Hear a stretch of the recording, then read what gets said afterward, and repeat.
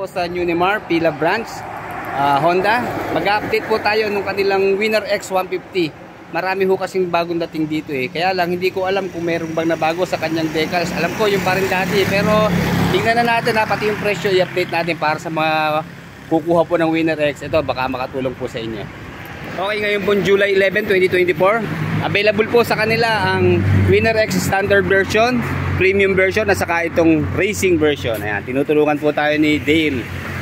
Ayan, hihilera natin para makita nyo po ng maayos.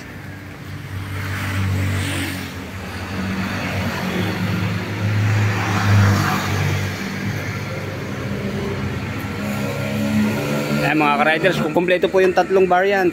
So kung ako tatanungin nyo, siyempre tingnan natin yung presyo. Kapag naman konti lang ang diferensya, doon na tayo sa pinakamataas na variant. Itong ABS na Racing. Pero mas nagagandahan din naman ako sa premium variant.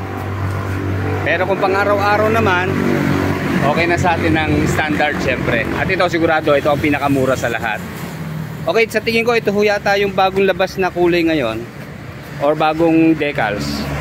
Anyway, sa ngayon naman mabilis na magpalit ng bagong design na decals. Ang dami nag-o-offer lalo na sa online. Dito naman po kasi sa Winner X, complete setup na siya. Wala na tayong papaguhin o i-modify.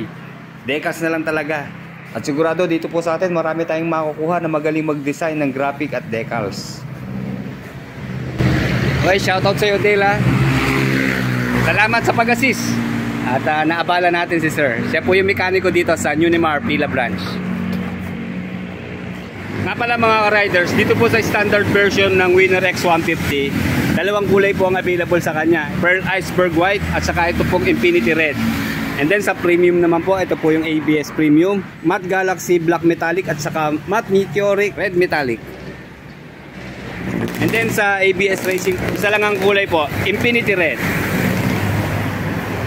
Okay mga ka-riders, hindi ko lang matandaan kung nabago ba itong decals itong Winner X na standard. Kasi parang ito pa rin naman yung dati ko na-review eh. Anyway, kung babaguhin man ng decals, mas maganda, di ba? Para mas marami tayong pagpipili ang kulay at saka design. Okay, sa ngayon pong July 11, 2024, available po lahat ng Winner X 150cc na standard, premium at saka racing na variation. Dito po sa Unimar, Pila Branch.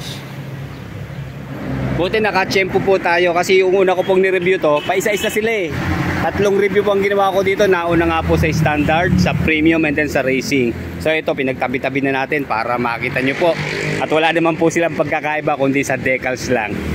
And then yun lang po sa ibang specifications nya. Siyempre mas lamang ng konti ito pong premium at saka ABS Racing. So titignan natin na. Okay, unahin natin dito sa kanyang panel. Okay, all digital naman po yung kanyang mga instrument panel.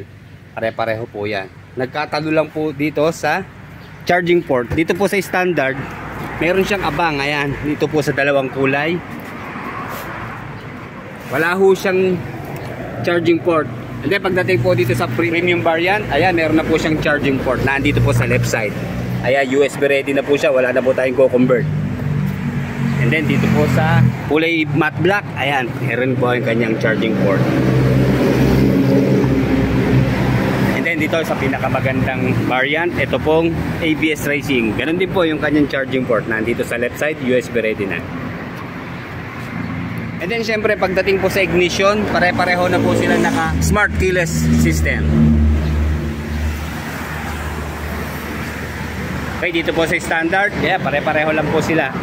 Andito po yung switch ng kanyang seat sa right side and then ayan yung kanya pong knob. Yun lang mga ka-riders, pare-pareho po silang walang pocket. Huwag mo nang uulan. Dito sa standard, maganda po ang ginamit na color combination, white, red and black. And then dito po yung kanyang model name na Winner X. And then brand name Honda. And then isang specs niya na liquid cooled dual overhead cam. And then ang angas din po nitong isang standard na kulay red. Dito po sa Infinity Red, ayan po yung kanyang pwestuhan ng mga decals. And then dito po sa side profile niya, model name. And then dito sa kanyang tail, ayan, meron siyang brand ng Honda. Ito po nagustuhan ko sa Honda, napaka premium po ng datingan, simple lang pero Ang lakas na dating talaga. And then dito po sa premium version, ang ganda rin ng pwesto ng kanyang specifications. Dito po meron siyang gold lining. Dito sa sticker nakalagay na po na liquid gold dual overhead cam. And then emblem na po yung kanyang model name dito sa likuran. Ayan, naka-gold siya na naka-emboss. Siyempre ganun din po dito sa black. Ayan, kulay gold din po ang ginamit sa kanyang emblem. Napaka-premium po ng dating talaga. And then sa ABS Racing naman po, naka-chrome yung kanyang emblem. And then sa decals, combine po ng white and blue. And then yung kanyang main color na red. Para siyang Philippine flag, di ba? Kulay yellow na lang ang wala. And then dito po sa side profile, ayan yung kanyang tatak na X. And then yung brand name na Honda. Bali, 4 na kulay po siya. Ayan. Black, blue, white, and red. And then pagdating po sa mugs, angat po itong si Winner X ABS Racing dahil naka-gold po yung kanyang mugs. Ayan, syempre alloy po yan. And then dito po sa premium at saka standard, pare-pareho po silang naka-matte black lang ang kulay ng mugs. At pare-pareho po silang alloy. And then isa po yung design ng kanyang mga mag wheels.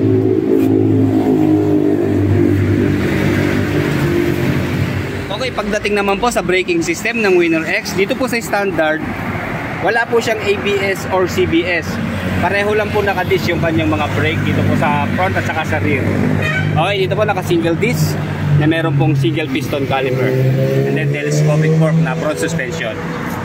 Ayan, pareho po sila syempre ng standard. And then dito naman po sa ABS Premium, of course naka-ABS na po yung kanyang braking system. Ayan po yung pinaka-sensor ng kanyang ABS.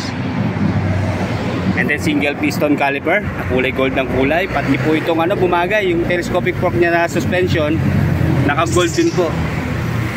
And then ayan po yung kanyang tatak na ABS. Okay, same lang din po dito sa black. Then ito na yung kanyang ABS Racing. Ganun din po syempre. Single disc na meron pong single piston caliper na kulay gold. And then black po yung kanyang telescopic fork na front suspension. Sana ginawa na rin gold, parang nagkapalit sila eh. Okay, linawin ko lang mga ka-riders ha. Ang may ABS lang po yung kanyang front brake. Dito po sa rear wala na pong ABS. Bali naka single disc po dito po sa ABS Racing ha. And then single piston caliper din po sa kanyang brake. Dito kulay gold. And then dito naman po sa standard, ganun din po, single disc na meron pong single piston caliper na kulay silver naman siya. Dito po sa Winner X standard, almost pare-pareho lang naman sila ng size ng gulong. Unahin na po natin dito sa rear.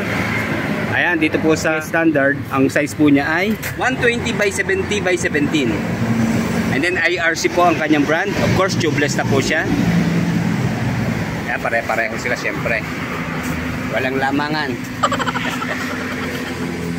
Yun lang mga ka-riders sa correction. Magkaiba po pala sila ng brand. Kung IRC po ang ginamit na gulong sa standard, dito po sa premium at ABS variant, naka-Chengshin tire po ang kanyang brand. And then yun pareho ng sukat naman, 120 by 70 by 17. Okay, ayan, para malinaw po ha. Ayan, Chengshin tire. Siyempre, tubeless po yan.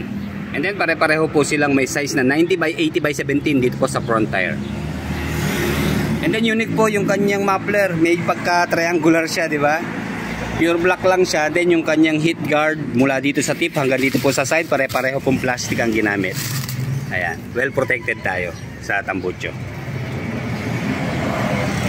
Wala namang pagbabago, lahat po sila pare-pareho ng muffler hanggang dito sa ABS Racing.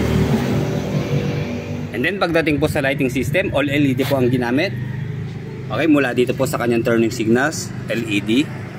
And then dito, ang angas din ng kanyang headlight. Meron siyang dalawang panel dito sa harap. Diba? Ito na po yung nagsisilbing DRL niya. Medyo bluish po yung kanyang kulay. And then split type na rin po siya. At maganda ho ito, hindi tayo masisilaw. Lalo yung kasalubong natin dahil payuko po yung kanilang mga direksyon. No? Very pointed and sharp looking po yung kanyang taillight. Diba? All LED rin po siya. Mula dito po sa stoplight, sa kanyang mga turning signals, nakabukod po siya. Yun lang, hindi siya flexible mga riders, so ingatan lang natin. Pero pag babrowse natin sa Lazada Shopee, nakakita po ako ng para dito na protector para hindi ho siya mabali. Suporta ho yung bakal na brace para dito. And then panalo pagdating sa kanyang transmission, naka 6 speed na po ang manual transmission na Winner X 150. Nasa bandang gitna po yung pwesto ng kanyang engine oil. Meron po silang engine oil capacity na 1.3 liter. Pare-pareho po yung tatlong variant na yan. And then 1 down, 5 up po ang kanyang gear shift pattern. 122 kilos po sa kanilang curb weight. And then meron po siyang ground clearance na 151 mm at 795 mm na seat height. Kaya medyo mataas po ito. Kaya kung hindi po tayo katangkaran, isa sa solution po, magpalit tayo ng upuan o tabasan po natin itong kanyang foam. Ito na medyo makapal naman po. Pwede pa itong tabasan para mas maging komportable po tayo. Kasi hindi ko ba i-recommend na magpa-lower tayo ng kanyang shock kasi para bumaba. Ang disadvantage po nun, lalo dito sa atin, pag gantong tag-ulan na, bahain ng mga ilang lugar, ang hirap din naman pagsasayad yung ating engine pag in-lowered natin. Maximum power of 11.5 kilowatts at 9,000 RPM and maximum torque of 13.5 Newton meter at 7,000 RPM. 4-stroke, single cylinder, dual overhead cam, 4-valve, liquid cooled sa kanyang cooling system. Fuel injected naman po sa kanyang fuel supply system. 149cc displacement. And then isa po sa kanyang special features, meron po siyang bank angle sensor at assist and sleeper clutch. Okay, meron po siyang 4.5 liters na fuel tank capacity.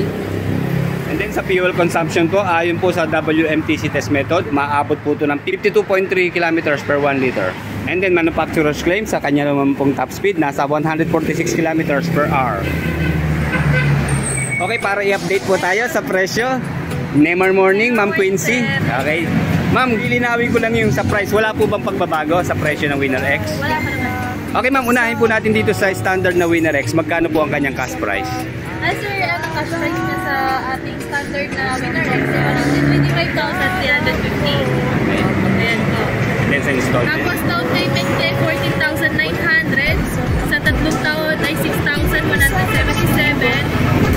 Sa dalawang taon ay 7,780.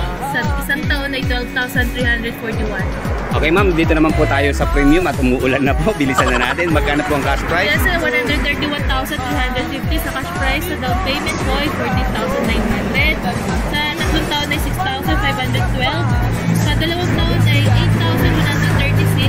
Sa isang taon ay 30,900. Okay, dito naman po tayo sa ABS Racing. Yes sir, sa Winner X Racing, 133,350 ang cash price. Down payment, 14,900. Sa tatlong taon ay 6,623. Sa dalawang taon ay 8,275. Sa isang taon ay 13,231. Ma'am nga pala, dito po ba sa inyong pwesto ay 3S na? Yes sir, meron na kami dito ang service at parts. Ay, pwede puntahan natin ma'am? Yes sir. Kasi unahin natin sa service po. Ayan. Ma'am, halimbawa nasiraan, bagong-bago, wala bang charge na, wala bang babayaran yung ating mga customer o mga rider? Sa mga bagong unit sir, may coupon tayo, tatlo. Okay. Libre po talaga yun. Oil na lang bibili nila. Tapos Oil. sa mga, pwede rin magpagawa yung kahit dito sila dito bumili. Pwede sila magpagawa dito. Free shipping 110. Kahit ibang brand ma'am o Honda lang? Honda lang. Okay, sama. Okay, sige ma'am. Wala nga yata kayong customer ngayon. Ano po? Wala. Genuine po ba ang mga parts natin dyan ma'am? Sir, yun po yung Ayan. Sir, good morning. Ma'am, good morning. Okay, si sir. Ayan. ito ang aming parts ma'am sir. Okay. Ano name sir? Okay, sir. Sir, mga ilang araw bago dumating pag umorder po tayo ng parts? 1 month ang pinakamatagal po. And then, ito, kompleto po sila. Pang change oil, gear oil, brake fluid. Ito yung mga parts na mga fly ball.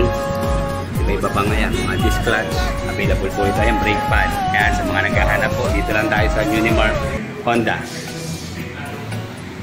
And sir, meron din tayong apparel dito at helmet available. Okay, ayan.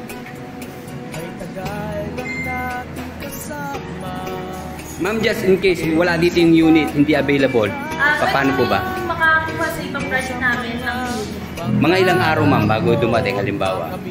Same day or 3 days? Ganun po ba? Depende sir kung may available na unit sa ibang branch po na makakita pa na. Ang requirements po natin ay unang-una, LTO portal, to valid ID, dalawang 2x2 picture, birth certificate, COE o payslip. Ma'am, may mga nagtatanong, co-maker, kailangan pa po ba? Ay, kailangan po natin. Kailangan din po. Same requirements po din sir. kalidad at bilis, walang kaparis. Swabe ang biyahe mo sa Unemar, tiwala ka dito.